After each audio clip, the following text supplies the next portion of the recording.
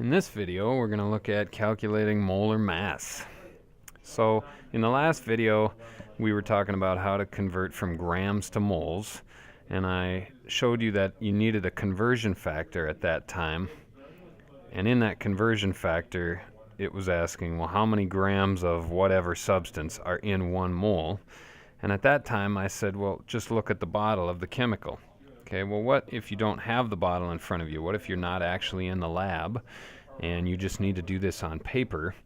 There is a way that you can do this from the periodic table, and this is typically how you're actually going to do it. Okay, first of all, definition: the molar mass is just the short way of saying how many grams are in a mole.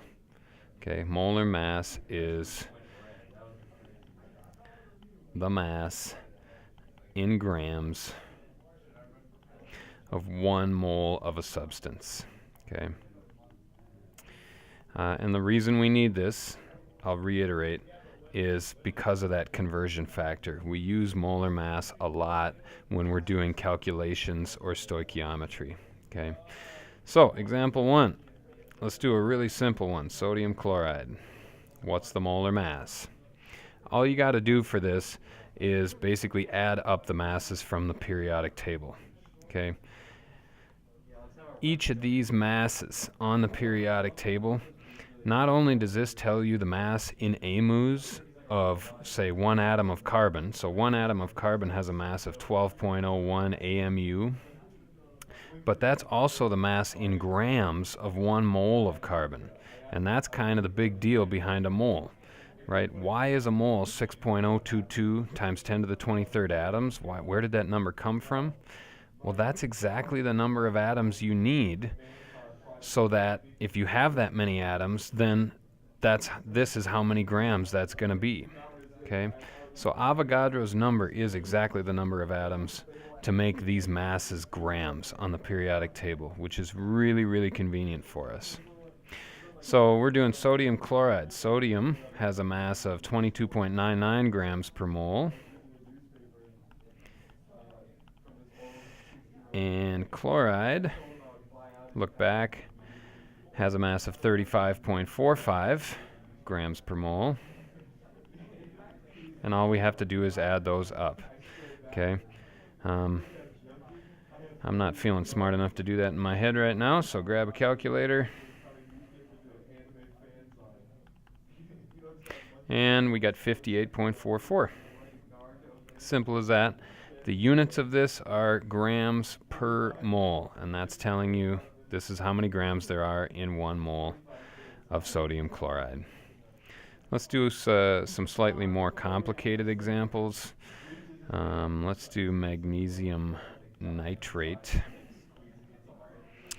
In this compound, we have some magnesium, we have some nitrogen, and we have some oxygen.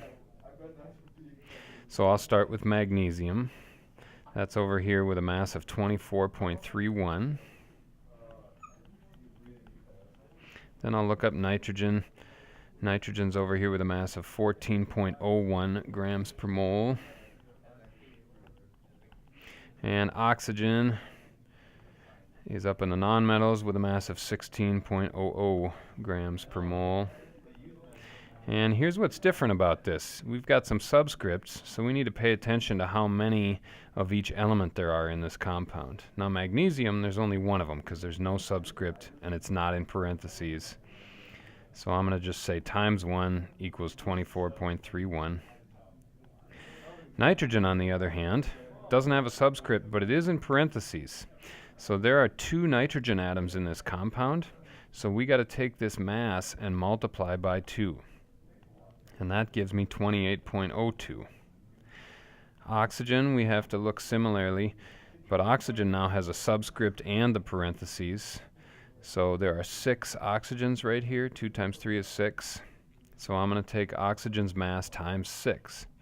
16 times 6 is 96. After doing all that, now I've got my set of 3 numbers that I'm going to add up. And once I add all those up, that's going to be the total mass of magnesium nitrate. 28.02 plus 96, and we got 148.33. Once again, the units are grams per mole, and that's all there is to it. I can't really think of any more complicated examples than this. So if you can do this problem right here, you're going to be just fine. Do practice this a lot. This skill is going to come up often.